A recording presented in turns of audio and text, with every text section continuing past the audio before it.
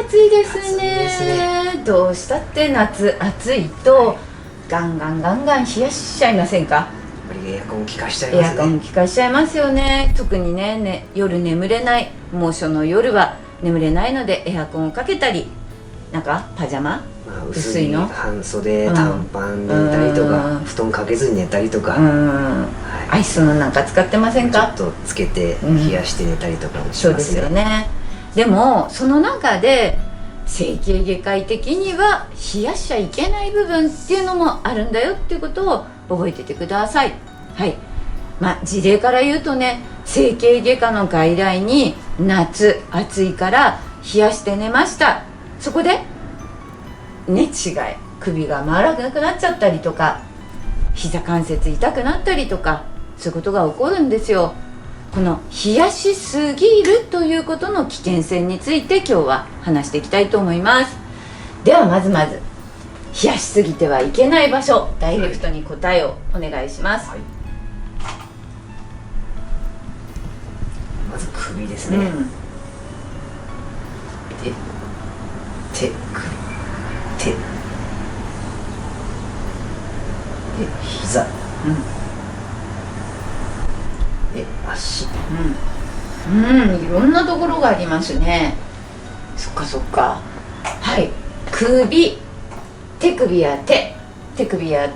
膝、そして足首や足ね、こういったところは冷やすと眠りに深く入れなかったり、関節の痛みにつながったりっていうことがあるから、冷やしすぎてはいけない場所なんです。ちょっと少し深掘りしてお話していきましょう。まずね、眠るためには深部体温を下げる、大事だってお話以前にもしましたよね。はい、何度下げるといいの？1度ですね。1度ですよね。1度深部体温が下がるとぐっすり眠れる。このぐっすり眠れるための深部体温を下げるには、ちょっと難しい言葉だけど、血管っていうのは動脈と静脈がありまして、この2つがくっつく吻合部っていうのがあるんですよ。動脈から静脈に流れが変わる。その吻合部を温めることによって効率的に、体の表面の温度が上がって深部体温が下がっていく。要は手や足の先から熱を放散することで深部体温を冷却しましょうねっていうメカニズムなんですね。もう一つ、整形外科的には関節っていうのはやっぱり冷やしちゃいけないんですよ。はい。それはなぜかっていうと、関節の、肘でも手首でも膝でも足首でも、関節には関節液っていう水が入ってるんですね。よく膝に水が溜まるとか言うじゃないですか。この炎症性の悪い水は別として、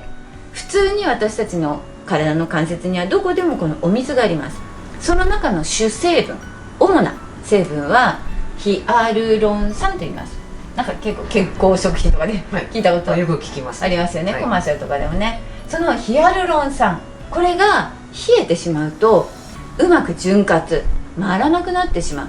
それによって関節がギシギシしたり、動きが悪くなったり、それによって痛みが出てくるということが起こるので、この関節液の入っている関節は冷やしちゃいけませんよっていうのが一つ。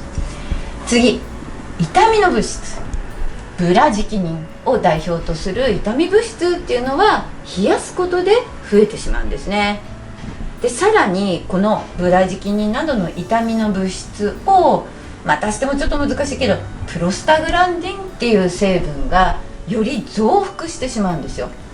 痛みが出る、そしてそれを痛みをもっともっと大きく増幅してしまうということで、夜寝てる間に膝が痛い、肩が痛い、関節節々が痛いということが起こってしまうんですね。だからそれなりにメカニズムがあるわけですので、関節節々丸を書いていただいたところは冷やしちゃいけませんよっていうことをよく覚えておいてください。はい。じゃあどうすればいいのって思いますよね。どうしたって暑いのに、なんでしょう、着るものとか分厚いものを着ればさすがに酷だし、エアコンをかけないで寝なさいっていうことも、これはもう命につながる重要なことなので、まず1個、エアコンの温度冷えすぎないようにしてほしいんです。環境の差はあってもだいたい私よく患者様に27度、8度、9度、28、9度ぐらいの間でこの適度な温度にしましょうということをお話しています。冷えすぎないっていうことが大事なんです。なんかよく男の人って暑いからって言ってエアコンガンガンかけて暑い掛け布団かけてるって、これ本末転倒だと思うんですよね。やってませんよね。やりがちですね。やりがちですか。はい、それはダメですので。はい、そして次、適度な寝返りが打てること大事です。それには、枕、高さのあった枕、体の、体格に合った枕を使うことでコロコロと寝返りが打てると熱を放散することができるので、そのクーラーだけに頼らずとも体温調節っていうことが可能になります。はい、ありがとうございます。そして3つ目、これ 4個まであるんですけどね。はい、3つ目、着るもの。どうしても暑いから、半袖短パン履きたいですよね。仕方ないと思うんですよ。ただやっぱり節とか、